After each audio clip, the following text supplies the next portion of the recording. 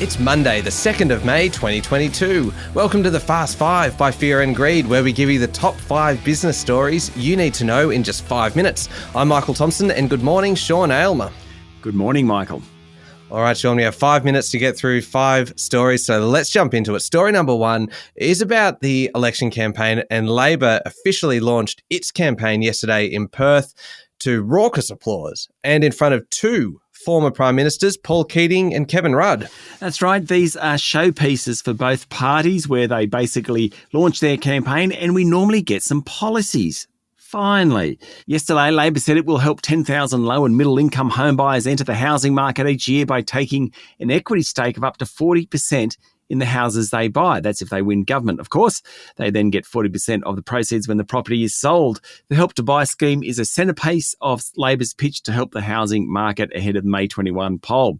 Labor also promised a maximum payment for drugs on the pharmaceutical benefit scheme of $30, undercutting the government's $32.50 promise. It will boost funding for the development of green industries, think lithium and nickel, for manufacturing, and increase the number of EV charging stations. Now, gender pay equity is also to become an objective of the Fair Work Act if Labor is elected.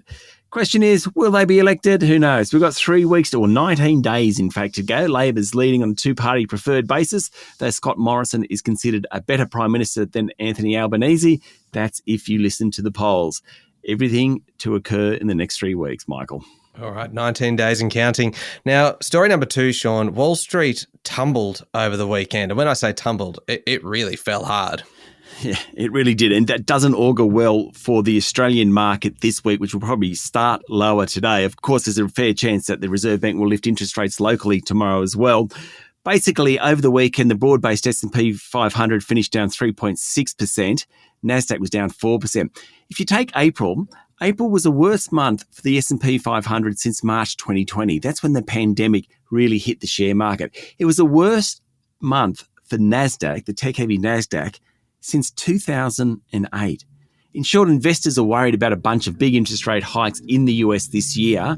They're needed to fight inflation that's running at a 40-year high, but of course, that hurts earnings. Wall Street is in a lot of pain, and that's going to bleed through to the local ASX. Okay, now story number 3, Sean. Auction clearance rates are falling, particularly in Sydney. The heat is well and truly out of the market.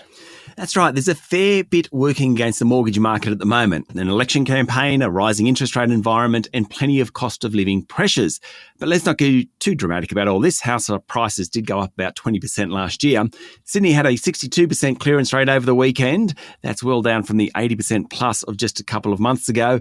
Melbourne's clearance rate's been at about 68% for the past few weeks. One city doing pretty well is Adelaide. Its clearance rate over the past week was around 80%, followed by Canberra and Brisbane, both around 69%. Certainly housing is off the boil, and as we said earlier in the show, it's becoming an election issue as well. Sean, story number 4 today. Warren Buffett hosted the annual Berkshire Hathaway meeting over the weekend. Now, this is a big event annually for Wall Street. He is arguably the world's greatest investor, and he always has something interesting to say. He does, and this time he railed against the excesses of Wall Street and talked up the benefits of holding cash. Now, Berkshire always has a pile of cash in case of opportunities. In the first 3 months of this year, Mr. Buffett obviously saw enough opportunity to spend $51 billion buying shares. Incredible. It was one of the biggest buying sprees in years from Berkshire. Now, the company now has about $106 billion in cash, but when the world's best investor is piling into shares, you sort of need to take your lead somewhere. All right. And last story today, Sean. Story number 5. Russia is going to withdraw from the International Space Station. Yes, it's another outcome of the war in Ukraine. There have been sanctions imposed on its space industry by the US, Europe and Canada. Moscow called for the sanctions to be lifted. They weren't. Russia needs to give its partners a year's notice. We don't talk much about the International Space Station, though, Michael. I know you're a real fan of it. You probably do know this, but last Wednesday, 3 Americans and an Italian astronaut docked at the station, joining 3 other Americans, 3 Russians and a German already up there. Sean, I happen to be a very big fan of the International Space Station, and probably the most opened app on my phone is the ISS Spotter. So I can highly recommend that you download it, because if you do, you can put in your home on that, and you get an alert every time the space station is passing over your house, and you can actually go out and watch it. So ISS Spotter is what it's called. If you take one thing from today's podcast, it's download the ISS Spotter and also hit follow on this podcast. That's also a good piece of advice. Thank you very much, Sean.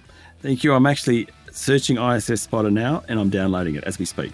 You will not regret it. All right, there we go. The top 5 business stories in 5 minutes. It's Monday, the 2nd of May, 2022. Remember to hit follow on the podcast. And if 5 minutes isn't enough, you can find our longer daily show called Fear and Greed on your podcast platform. I'm Michael Thompson, and that was the Fast 5 by Fear and Greed. Have a great day.